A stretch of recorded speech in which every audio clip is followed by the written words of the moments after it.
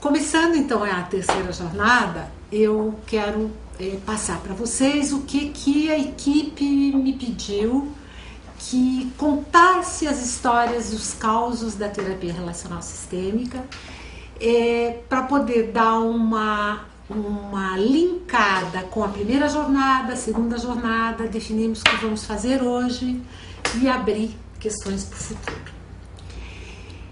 Quando eles me pediram, eu fiquei pensando o que da minha história, da história da terapia relacional sistêmica, é importante nesse momento e faz parte da estrutura desse trabalho, dessas pessoas que estão aqui. Então me organizei para falar para vocês em alguns tópicos. Primeiro, falar sobre histórico. Então, de onde veio a terapia relacional sistêmica, quais são suas raízes, como é que foi se desenvolvendo, quais são os itens mais importantes, e depois falar um pouquinho sobre cada uma das jornadas para dar um sumo diferente para o trabalho de hoje.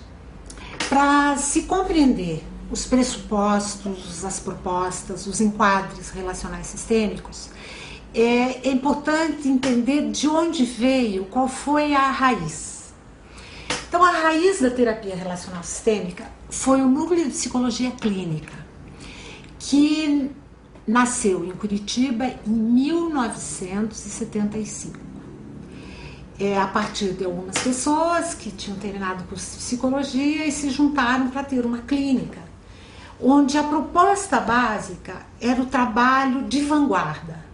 Então, desde o início do trabalho no núcleo de psicologia clínica, tinham essas duas vertentes, um trabalho de vanguarda e um trabalho de prevenção.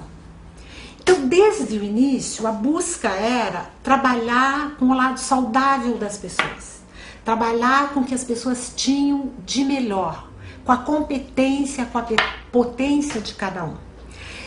Vocês que trabalham com terapia relacional sistêmica hoje vão poder enxergar isso em todas as propostas que a gente vai fazer. Então, essa foi a origem, essa foi a primeira raiz.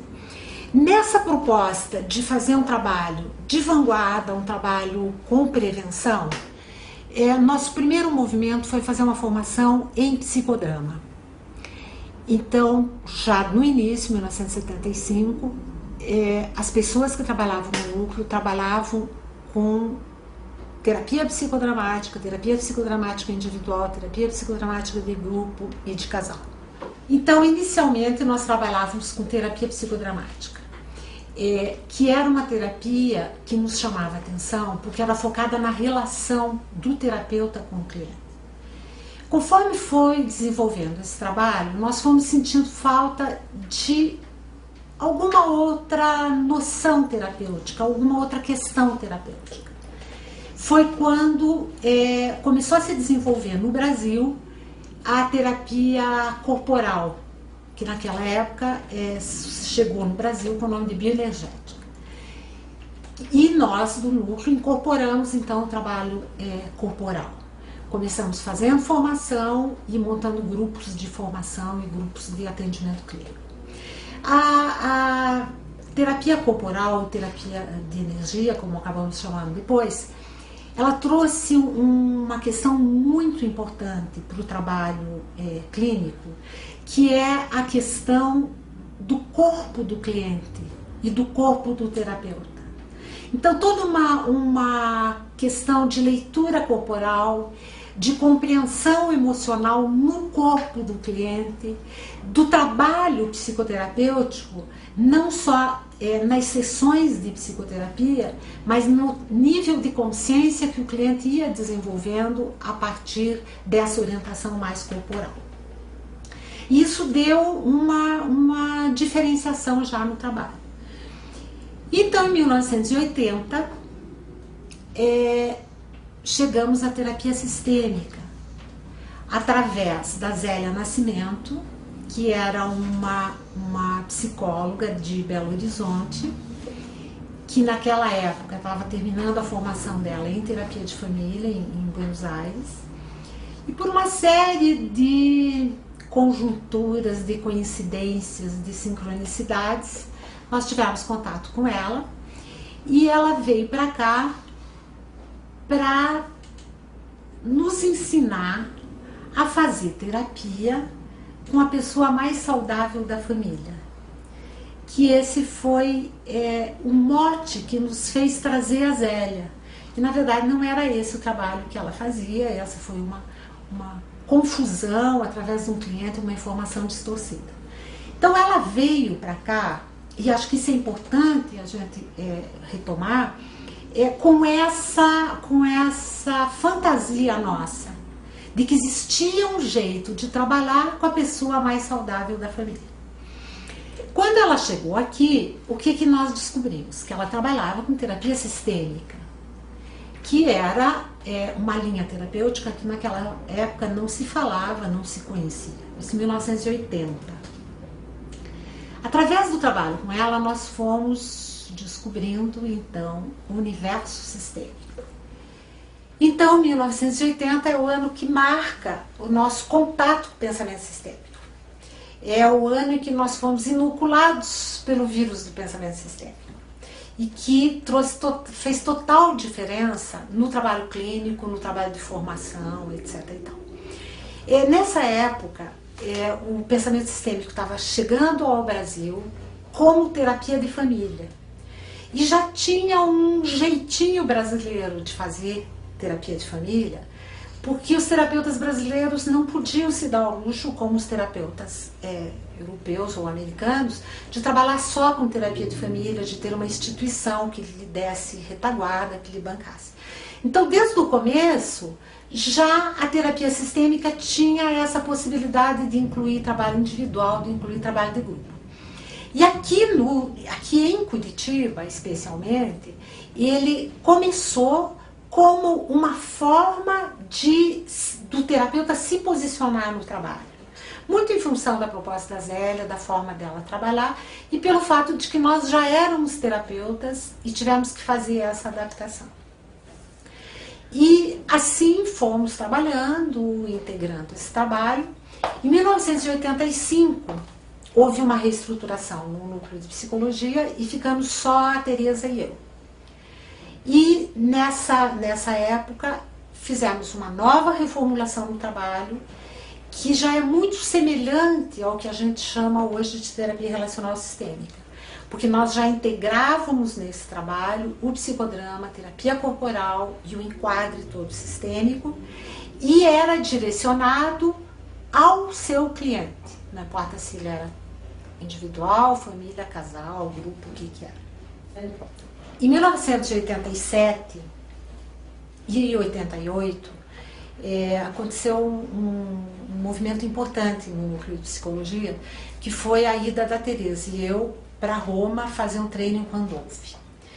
Foi importante em vários sentidos. Importante nessa burilação que você tem quando você entra em contato com outros terapeutas de outras partes do mundo. Mas também importante no sentido de compreendermos o que era específico nosso. Que a terapia relacional, que a terapia que nós fazíamos, naquela época não tinha nome ainda, ela era diferente do trabalho que era feito em outros lugares do Brasil e em outros lugares do mundo. Com a nossa volta do treino do Andolfi, nós começamos a repensar e reestruturar o trabalho que a gente fazia e resolvemos batizar. Então demos o nome de terapia relacional sistêmica, terapia porque era dentro de um enquadro clínico, relacional porque tinha a ver com as raízes psicodramáticas, da importância da relação terapêutica como um elemento curativo, como um elemento de aprendizagem. E sistêmico porque todo o enquadre, toda a proposta, todos os instrumentos eram sistêmicos. Isso foi em 1989 e foi muito importante. Nós tínhamos uma equipe muito grande de terapeutas, 15 terapeutas, que trabalharam juntos, que deram ideias, que ajudaram nessa estruturação. E trabalhamos muito, escrevemos muito, atendemos muito, tínhamos uma clínica escola, uma clínica social, tínhamos um projeto de residência clínica, foi uma fase muito criativa. Em 1993, eu resolvi me desligar da equipe do núcleo. Estava cansada, achava que já tinha dado o meu tempo de trabalhar com tanta gente e fui trabalhar sozinha. E foi uma outra fase importante para a terapia relacional sistêmica, porque eu fiquei sozinha, eu revi todos esses 20 anos de trabalho, o que ainda era uma verdade interna, que novos elementos estavam sendo agregados.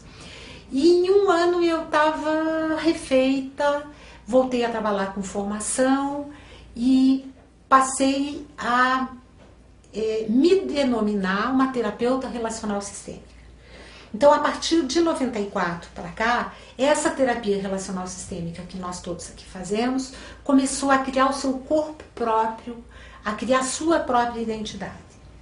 A identidade da terapia relacional sistêmica foi se calcando em cima da proposta da relação terapêutica, da estruturação do sistema terapêutico. Foi se estruturando a partir da importância da figura do terapeuta, a quilometragem do terapeuta, o trabalho terapêutico do próprio terapeuta passa a fazer uma diferença muito grande no encaminhamento do trabalho clínico. Mas a estrutura, o esqueleto da terapia sistêmica passou a ser o padrão de funcionamento em todas as suas vertentes. No sistema terapêutico, o padrão de funcionamento do terapeuta, do cliente e todos esses aspectos que vocês conhecem, que trabalhamos muito na última jornada e que sempre vai ser o núcleo do trabalho relacional sistêmico. Mas no ano de 2001, um outro elemento importante na terapia sistêmica, que foi o lançamento do meu primeiro livro. A questão desse primeiro livro era um pedido dos alunos, porque nessa época já tinham várias pessoas fazendo formação, se denominando terapeuta relacional sistêmico, e sentiam falta de algum elemento, alguma prova que pudesse dizer, é com essa linha que eu trabalho, esse é o meu pensamento.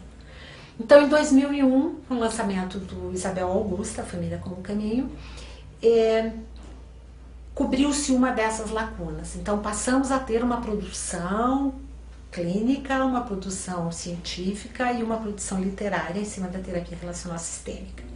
A partir do lançamento do Isabel Augusta e das monografias dos alunos, então, começou uma outra fase da terapia relacional sistêmica, que é a fase onde os alunos começaram a criar junto comigo. Então, muitos dos conceitos que hoje a gente discute aqui foram surgindo a partir das monografias dos alunos, das reformulações de aula, e assim foi tomando corpo a terapia relacional sistêmica. E em 2008, eu lancei então o livro Terapia Relacional Sistêmica, que é o sumo da terapia relacional sistêmica, o sumo no sentido de que está bem denso, no sentido de que tem toda a proposta ali. Mas está leve, porque está fácil de ler, fácil de entender. Então foi um outro marco na terapia relacional sistêmica. Então essa é a história da terapia relacional sistêmica, que está aqui para pegar novos rumos e continuar crescendo, aprimorando e integrando novas propostas e novas pessoas. Nesse momento vale a pena nós falarmos um pouquinho sobre o que é específico da terapia relacional sistêmica. A maioria de vocês já viu isso várias vezes, mas eu vou repetir mais um. Então, o núcleo do trabalho relacional sistêmico é o padrão de funcionamento, a forma como cada um funciona, que responde pelos seus sentimentos, pensamentos e todos os outros itens que a gente já discutiu várias vezes. O ponto mais importante do trabalho clínico ou do trabalho de desenvolvimento, do processo da pessoa, é consciência, aprendizagem e mudança. Então, aumentar o nível de consciência do próprio funcionamento, aprender o que ficou faltando, o que a vida está pedindo no próprio funcionamento e fazer as mudanças necessárias. Esses dois itens, só esses dois itens já dão uma diferenciação muito importante para a terapia relacional sistêmica.